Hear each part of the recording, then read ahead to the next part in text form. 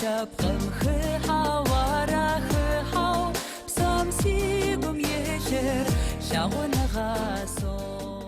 İşte güvenilir bir söz.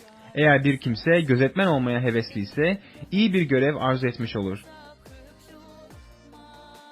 Ancak gözetmen, ayıplanacak bir yönü olmayan, tek karılı, davranışlarında ölçülü, sağduyulu, saygın, konuksever, öğretmeye yetenekli biri olmalı. Şarap düşkünü ve zorba olmamalı, uysal, kavgadan ve para sevgisinden uzak biri olmalı. Kendi evini iyi yönetmeli, çocuklarına söz dinletip kendisine tam bir saygı göstermelerini sağlamalıdır.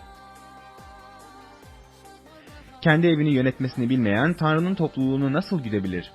Gözetmen yeni iman etmiş biri olmamalıdır. Aksi takdirde gurura kapılıp iblisin uğradığı yargıya uğrayabilir. Ayıplanacak bir duruma ve iblisin tuzağa düşmemesi için topluluğunun dışında onlarca da iyi bir insan olarak tanınmalıdır. Aynı şekilde topluluğun görevlileri, özü sözü ayrı, şarap tutkunu ve haksız kazanç peşinde koşan kişiler değil, ağırbaşlı kişiler olmalı. Temiz vicdanla imanın sırrına sarılmalıdırlar. Bunlar da önce sınansınlar. Eleştirilecek bir yönleri yoksa o zaman görev alsınlar. Aynı şekilde görevli kadınlar iftiracı değil, ağırbaşlı, davranışlarında ölçülü ve her bakımdan güvenilir olmalıdırlar.